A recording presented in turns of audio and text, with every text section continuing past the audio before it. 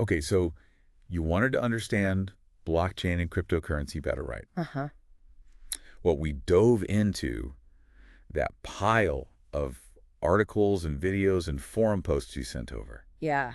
And wow, um, It's a lot. it really is. Pretty Yeah, fascinating stuff. it is. But definitely a lot to wrap your head around. For sure. I mean, there's a lot of jargon, Mm, a lot of technical details. yeah. And it can be kind of hard to see the forest for the trees sometimes, Exactly. when you're first starting out. Yeah. Um, so we thought we'd sort of step back and focus on the big picture, Right. like the fundamental concepts that underpin this whole world of blockchain and cryptocurrency. Yeah, the core ideas that once you grasp them, kind of unlock everything else. Exactly. So we're going to try to break it down into 5 key concepts today. Okay. Blockchain itself, Mm-hmm. cryptocurrency, Yep.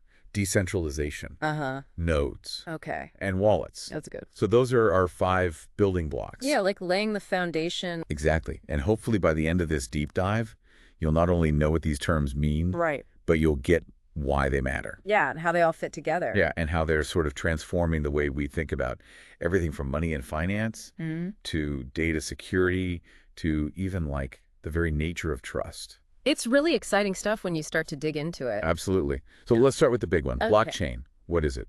So in the simplest terms, you can think of a blockchain as a kind of digital ledger, Okay. like an accounting book, but instead of being kept in one place by one company or one institution, Right. it's distributed across a whole network of computers all over the world. Ah, so it's kind of like a shared Google Doc that everyone can see and add to. Yeah, that's a good analogy. And every time a transaction happens, Like someone sending money to someone else. exactly, or buying something or trading something, Uh-huh. that transaction gets recorded as a new block. A block of data. Right, a block of data, and that block gets added to the chain. Hence the name, blockchain. Exactly. And what makes this so revolutionary is that it's incredibly secure Okay.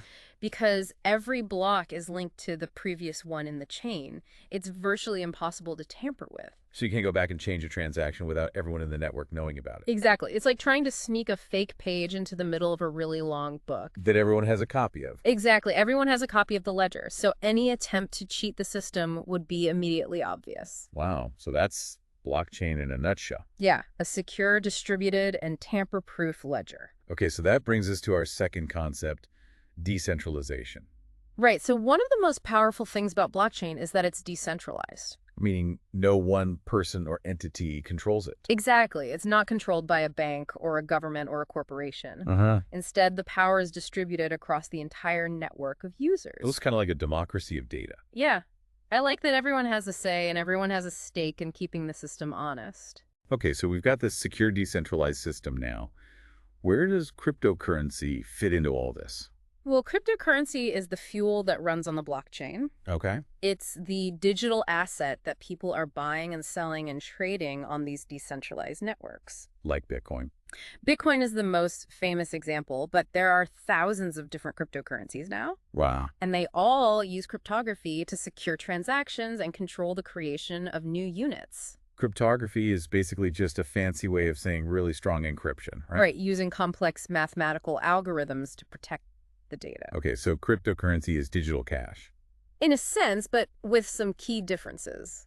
Like what? Well, for one thing, it's decentralized, remember, so you don't need a bank or a government to issue it or manage it. You're your own bank. Exactly, and because it's built on the blockchain, it's also incredibly secure and transparent. Okay, so let's move on to our fourth concept, nodes. So nodes are the workhorses of the blockchain network. Okay. They're the individual computers that are constantly verifying and recording transactions. So they're like the accountants of the system, making sure everything adds up. Exactly. They keep the blockchain running smoothly and securely. And there are thousands of these nodes all over the world. Right, and that's what makes the system so resilient. Because even if one node goes down... The others keep going. Yeah, and the blockchain remains intact. Exactly. Okay, and finally, wallets. Wallets are where you store your cryptocurrency. Okay, Think of it like your digital bank account. but specifically for crypto. Right. And there are different types of wallets. Like what? Well, you have software wallets, which are apps on your phone or computer. Okay. Hardware wallets, which are like little USB drives that store your crypto offline. So that's more secure. Much more secure because it's not connected to the internet. Yeah, sure. And then you even have paper wallets, which are literally just a piece of paper with your crypto keys printed on them. Wow, old school. Yeah, but surprisingly secure if you keep them safe. Okay, so wallets are essential for anyone who wants to use or invest in cryptocurrency. Exactly. It's where you hold your digital assets. So there you have it, our 5 key concepts of blockchain and cryptocurrency. Hopefully that gives you a good foundation to start building on. Yeah, it's really fascinating stuff. It is, and it's still early days. Who knows what the future holds? Exactly. But one thing's for sure, it's going to be interesting to watch it all unfold. Absolutely. And Yeah. for our listeners out there who are ready to dive even deeper, Yeah. think about this.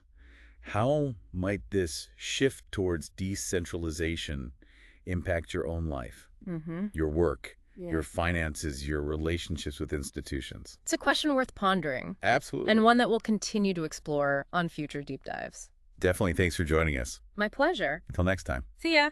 Bye. Bye-bye.